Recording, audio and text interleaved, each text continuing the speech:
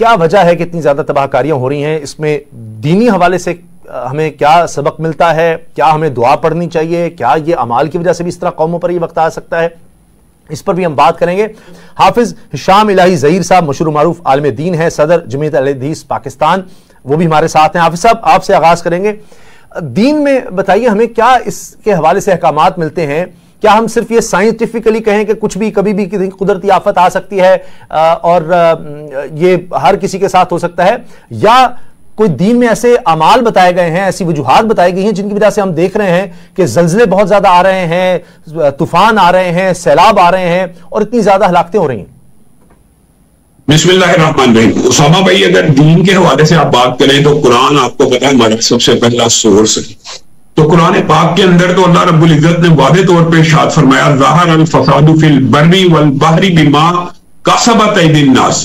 اللہ تعالیٰ کہتے ہیں یہ جو زمین کے اوپر، خشکیوں کے اوپر اور تریوں کے اوپر فساد ظاہر ہوتا ہے، یعنی زلزلوں کا آ جانا یا سیلابوں کا آ جانا، یہ ہر انسان کے اپنے ہاتھوں کی کمائی ہے. ہاتھوں کی کمائی سے مراد بد عملی بھی ہو سکتی ہے اور ہاتھوں کی کمائی سے مراد پلاننگ کا نہ ہونا بھی ہو سکتی ہے.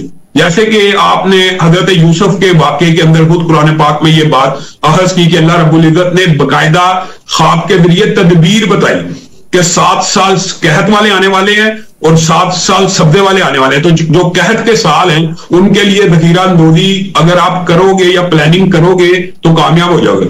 تو یہ زمین کے اوپر جتنے بھی فسادات برپا ہوتے ہیں یہ اپنے انسانوں کی ہاتھوں کی کمائی کی وجہ سے ہوتے ہیں. یا تو بد عملی ہے یا پلاننگ کا فقدان ہے. دیکھیں ہم ہر روز یہ بات میڈیا کے اوپر اور آپ سیاستدانوں سے سنتے ہیں کہ انڈیا کی کیا ضرورت ہے جی ہمارا پانی بند کر دے.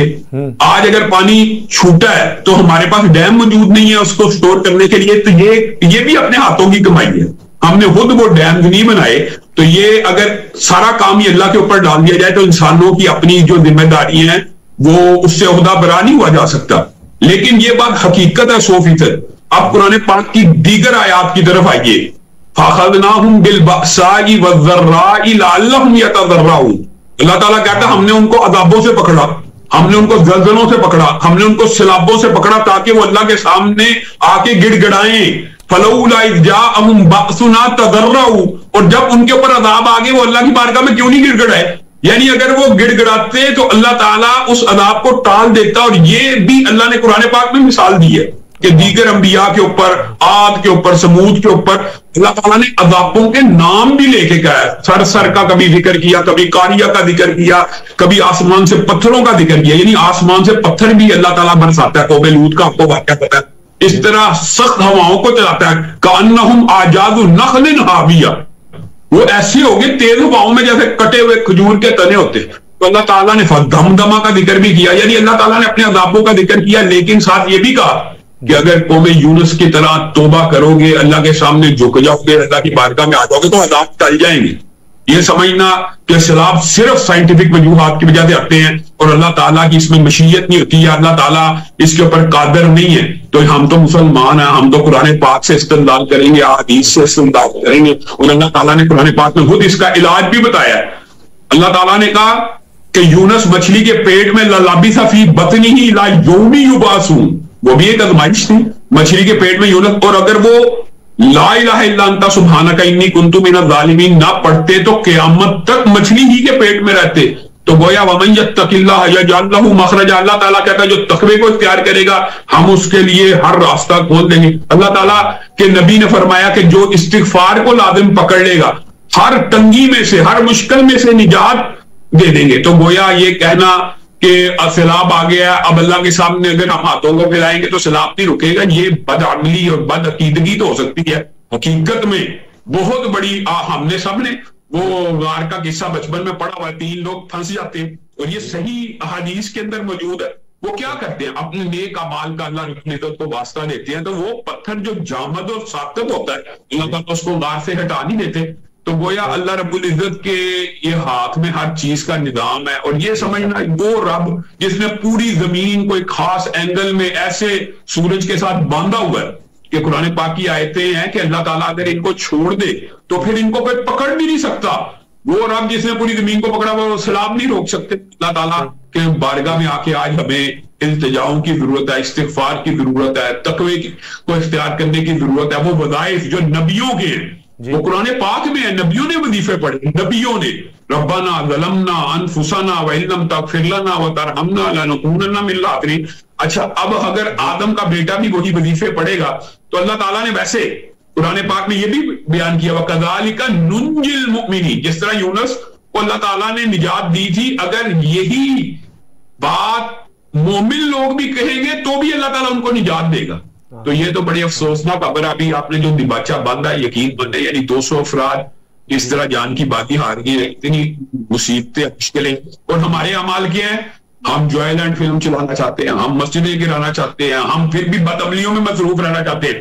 یہی وقت ہے کہ اللہ رب العزت کی طرف رجوع کیا جائے اور اللہ کی طرف رجوع کرنے سے عذاب ٹلتے. آمین. بہت خوب حافظ صاحب, جس طرح آپ نے درست فرمایا, جو بھی مشکل مصیبت اللہ تعالیٰ کہتا ہے کہ مجھ سے دعا کرو, اور اس میں ہمیں توبہ استغفار کرنے کی بہت زیادہ ضرورت ہے.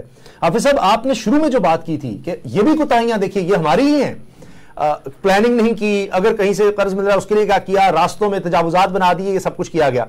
تو وہی بات آپ نے کہا جی مساجد ہمیں نظر آ جاتی ہیں, باقی سوسائٹیز اور دیگر چیزیں کیوں نہیں نظر آتی.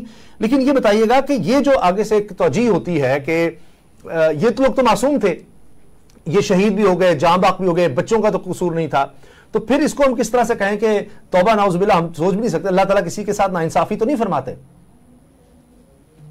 سامہ بھائی, یہ جو آپ نے سوال کیا یہ بڑا ویلڈ اور اپنی منطقی ایک سوال کیا جاتا ہے, اور آپ کو پتا یہ ہاتھ لابیز کی طرف سے ایک عرصے سے کیا جاتا ہے, تو اس کا ڈیٹیل جواب تو علماء ایک عرصے سے دے چکے ہیں. لیکن اگر میں پن پوائنٹ کروں تو رسول اللہ صلی اللہ علیہ وسلم کی حدیث ہے حضرت ابو درداء کی کہ تم لوگوں کو نیکی کا حکم دیتے رہو اور برائی سے روکتے رہو, ورنہ, اب جو ورنہ ہے نا اس کے بعد کی جو باتیں ہیں وہ ساری اس کے اندر آپ کو سمجھ آ جائے گی کہ بے گناہ کیوں پستا ہے یا بے گناہ کے اوپر بھی عذاب کیوں آتا ہے. وہ مداہنت کی شکلیں امر بالمعروف و نہی عن المنکر میں. پہلی مداہنت کیا ہوتی ہے کہ انسان برائی ہوتا دیکھے اور اس پہ راضی رہے کہ ہو رہی ہے, کوئی ٹینشن نہیں.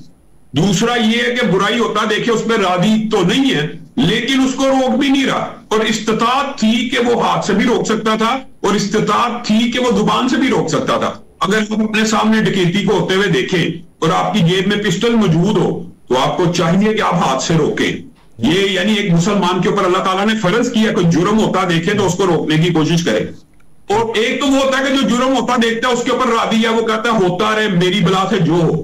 تو جب ایسی کفیات معاشرے میں پیدا ہو جائیں تو پھر اجتماعی طور پہ عذاب آتے ہیں, اور اس میں قصوروار جو صرف ہوتا ہے نا وہی اسی کو نشانہ نہیں بنایا جاتا, بلکہ جو بے قصور بندہ ہے وہ بظاہر اپنے آپ کو بے قصور سمجھ رہا ہے.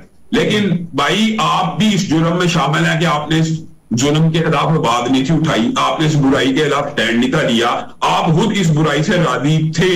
اور جو بندہ کم از کم ایمان کے اس معیار کے اوپر تو ہو کہ دل سے برا جانتا ہو اور واقعی اس کے اختیار میں نہ ہو, حقیقی بے قصور وہ ہے. اور اس کو ایسے معاملات کے اندر جو ایکسیڈنٹس ہوتے ہیں اللہ تعالیٰ ان لوگوں کو قیامت کے دن کمپنسیٹ کرے گا. یہ بنیادی طور پہ جو آپ نے فقہ کا ایک سوال اٹھایا ہے ایک طویل باب ہے, لیکن میں کاشف بھائی اور عمر بھائی کی بات کی طرف آتا ہوں. یہ 100% درست بات ہے کہ ڈیزاسٹر مینجمنٹ کا عمل درآمد تو فیل کے بعد ہوتا ہے نا, ریئیکشن کے طور پہ یہ مینجمنٹ بنتی ہے. لیکن جو اصل کام تھا کہ جو راستوں کے اوپر تجاوزات بنائی گئی ہیں, یہ جو سیلابی راستے اور نالے صدیوں سے وہاں پہ چل کے آ رہے ہیں, پانی کا اپنا رابطہ بنانا ہے, تو آپ کوئی رولز اینڈ ریگولیشن نہیں بنا سکتے کہ ان سے کم از کم 100 فٹ فاصلے کے اوپر کوئی رہائشی عمارت نہیں ہونی چاہیے. یہ رولز اینڈ ریگولیشن بھی یہ انسانی کوتاہی ہے, یہ بھی اپنے ہاتھوں ہی کی کمائی ہے. میں تو یہ سمجھتا ہوں کہ پاکستان کے اندر سب سے بڑا ظلم جو ہو رہا ہے پانی کے حوالے سے, اور پانی کے حوالے سے ایک بات میں ضرور ایڈ کرنا چاہتا ہوں کہ پانی کا جو عذاب ہے اس کے اوپر تمام مذاہب, میں بے دین لوگوں کی بات نہیں کرتا, مذاہب متفق ہے کہ دنیا کے اوپر سب سے بڑا جو عذاب آیا وہ پانی کا عذاب طوفان نوح کے حوالے سے, جب نوح نے کہہ دیا ربی لا تذر علی الارض من الکافرین دیارا, کہ ایک کو بھی نہ چھوڑنا اس کشتی کے علاوہ, تو سب کو اللہ تعالیٰ نے ذرا کیا. یہ عذابوں میں سے ایک بہت بڑا عذاب ہے. لیکن ہمارے ملک میں ڈیم کیوں نہیں بنتا, تو یہ بھی تو عذاب ہے نا. ملک میں کالا باغ ڈیم نہیں ہم بنا سکے 75 سال میں, تو یہ عذاب نہیں ہے. یہ بھی ہمارے حکمرانوں کے ہاتھوں کی کمائی ہے, اور ہم عوام کا اس میں حصہ بقدر جز ہے. ہم خاموش ہیں, ہم آواز نہیں اٹھاتے. ہم ان چیزوں یہ جو ایشوز ہے کیا یہ آپ سمجھتے دین سے باہر ہے؟ یہ قطعاً دین سے باہر نہیں ہے. عوام کی سہولیات کو فراہم کرنا یا ڈیمز بنانے کا مطالبہ کرنا یا ڈیزاسٹر مینجمنٹ کو صحیح طرح اس کا نفاذ کرنا، یہ سارے دین ہی کے حصے ہیں. بلکہ میں کہتا ہوں جدا ہو دین سیاست سے تو رہ جاتی ہے چنگیزی. تو اگر ہم یہ سمجھتے ہیں کہ یہ جی دین بالکل الگ بات ایڈریس کر رہا ہے اور یہ مینجمنٹ بالکل ایڈریس الگ چیز کو کرتی ہے، تو یہ ہمارے عقل کی کمی اور کوتاہی ہو سکتی ہے. باقی قرآن و سنت کے اندر یہ جو آپ کا خاص طور پہ سوال تھا نا کہ بے قصور کیوں لگ رہا جاتا، اس کی سب سے جو بنیادی وجہ وہ امر بالمعروف و نہی عن المنکر کو چھوڑا جانا. بلکہ بعض حدیث کے اندر تو یہ آتا ہے اگر آپ یہ کام چھوڑ دو گے تو اللہ تعالیٰ ایسے عذابوں کو لینے کرے گا جن عذابوں کو تم نے اپنے باپ دادا سے بھی نہ سنا ہوگا. بالکل. اور جس طرح حادثات بھی تو ہوتے ہیں تو یہ لوگ اس میں بھی ہے، جس طرح آپ نے کہا کہ اجتماعی طور پر بھی ہمیں ضرورت ہے توبہ کی، اور جو لوگ اس میں اس طرح سے چلے گئے ان کا یہ نہیں کہ وہ صرف انہی کے اعمال کی بحیثیت پوری قوم ہمیں اس پر رجوع کرنے کی ضرورت ہے. حافظ صاحب یہ فرمائیے گا کہ حکمرانوں سے بھی اس میں سوال ہوتا ہے کہ جب اگر وہ پتہ ہے کہ انسانی جانیں اس میں ضائع ہو سکتی ہیں یا یہ ہمیں رقم ملی ہے اس کام کے لیے ملی ہے اور وہ کہیں اور استعمال کر دی جائے، یا آپ جان بوجھ کے صحیح پلاننگ نہ کر رہے ہوں یا کوتاہی کی بنیاد پر آپ اس کو نہ لے رہے ہوں، کیا اس میں حکمرانوں سے پھر سوال ہوتا ہے دینی طور پر؟ وہ اس میں ذمہ دار ٹھہرایا جاتا ہے؟ حکمرانوں کے حوالے سے تو احادیث بہت زیادہ ہے کہ ان کی مسئولیت ہے، اور ان سے مسئولیت سے بڑا سوال ان کی رعایا کے بارے میں ان سے سوال ہوتا ہے. لیکن ایک لمحہ فکریہ یہ ہے، یہ جو آپ بار بار 53 کروڑ اور یہ ڈالر کی بات کر رہے ہیں، ہمارے ہاں تو میرے خیال میں حکمرانوں کا مزاج یہ ہے شکر ہے کوئی آفت آ گئی ہے کچھ ڈالرز آ جائیں گے. تو یہ جو طرز عمل ہے نا، اور میں یہ صرف حکمرانوں کو تنبیہ نہیں کہہ رہا، میں اپنے ہم اثر لوگوں کو بھی کہہ رہا ہوں، سیلاب آ جائیں بعض مذہبی تنظیمیں شکر کرتی ہیں، اور زلزلہ آ جائے کہ چندہ مانگنے کا ایک طریقہ مل جاتا ہے. تو وہی جو دیکھیں الناس علی دین ملوکہم، لوگ اپنے بادشاہوں کے مذہب کے اوپر ہوتے ہیں. جیسے جب ہمارے حکمران بھی یہ سوچتے ہیں چلو زلزلہ آیا کچھ فنڈ آ جائے گا، چلو ہمارے دہشت گردی کی وجہ سے 80 نوجوان شہید ہوئے ہیں اس کی وجہ سے کچھ امداد آ جائے گی، تو کیا یہ طرز عمل قوموں کا ہوتا ہے؟ ترقی یافتہ ممالک کا یہ طرز عمل ہے کہ اپنی قوم کی لاشوں کو بیچے، اپنی قوم کی بیٹیوں کو زندہ بیچا جائے؟ یہ ہمارا طرز عمل تو یہ ہے. تو پھر جیسے حکمران ہے عوام بھی اسی طرح شروع ہو جاتے ہیں کہ چلو یار فلاں علاقے میں سیلاب آیا، آپ فنڈ اکٹھا کریں گے، اس میں سے چلو حصہ بقدر جوسہ کھا جائیں گے، باقی ان کو پہنچا جائیں گے. یہ صرف حکمرانوں کے اوپر مسئولیت نہیں ہے، ان تنظیموں کے اوپر بھی ہے جو لوگوں سے ان کاموں کے لیے پیسہ اکٹھا کرتے ہیں وہاں پہ پہنچائیں پورے ایمانت داری اور دیانت داری کے ساتھ. اور حکمرانوں کی ذمہ داری ہے یہ جو کروڑوں روپیہ آیا اس مد میں آیا، اس مد کو آپ نے چینج کر لیا اور آپ نے اس کو دوسرے سپورٹ پروگراموں کے اوپر لگا دیا، یہ تو ظلم ہے. اور اس کا سوال ہونا ہے ہر ایک چیز کا. کل قیامت کے دن ہر بندے نے اس دن جواب دینا. وہ دن اسی لیے اتنا لمبا ہے کہ ایک ایک بندے سے ایک ایک سیکنڈ کا اتنے بج کے اتنے منٹ پہ تو نے جھوٹ بولا تھا، اتنے بج کے اتنے سیکنڈ پہ تو نے یہ کیا تھا. ایک ایک چیز کا حساب ہونا ہے. تو حساب کو اگر ہم ذہن میں رکھیں تو پھر تو یہ کرپشن معاشرے سے ویسے ہی ختم ہو جائے. تو میں تو یہ سمجھتا ہوں کہ یہ حکمرانوں کا شدید ترین احتساب ہوگا اگر یہ عوام کی جانوں کے ساتھ اسی طرح کھیلتے رہیں گے. اور یہ ڈیوٹی بنیادی طور پہ ہے ہی حکومت کی ہے، حکمرانوں کی. اچھا مجھے یہ بتائیں چلے وہاں پہ سیلاب آ رہے راول پنڈی کے اندر جو کرنل اس کی بیٹی چھوٹے سے پانی بارش کے اندر وہ جو انڈر پاس ہی پانی سے بھر ہے، یہ کیا مینجمنٹ ہے؟ یہ کیا؟ اور آپ لاہور کی جیسے عمر بھائی نے بات کی ہے، کیا لاہور کے اندر کوئی اس طرح کے کلاؤڈ برسٹ ہوئے تو ندی نالوں کے منظر علاقے پیش کر رہے ہیں؟ کئی کئی علاقے یہاں پہ میرے کچھ کالونیاں ایسی ہیں وہاں پہ جب سے بارشیں ہوئی ہیں آج تک پانی ڈاؤن ہی نہیں ہوا. لوگ وہاں پہ جانا گوارا نہیں کرتے. یعنی حقیقت اگر کہوں نا تو بعض لوگ سمجھیں ان علاقوں میں کشتیوں کے ذریعے گھروں میں جایا جا سکتا. تو یہ جو معاملات ہیں یہ حکومت کو اس کے اوپر خود غور و فکر کرنے کی ضرورت ہے. ورنہ خاص طور پہ مذہبی اور مولویوں کو تو ویسے الرجی کا کہ یہ کیسی باتیں کر رہے ہیں، مولویوں کا ہم جیسے ان باتوں کو ایڈریس کرنا ہے ہی نہیں. ہاں جی، کہ وہ آپ بس مساجد تک محدود رہیں، آپ اخلاقیات پر یا عوامی مسائل پر کیوں بات کرتے ہیں؟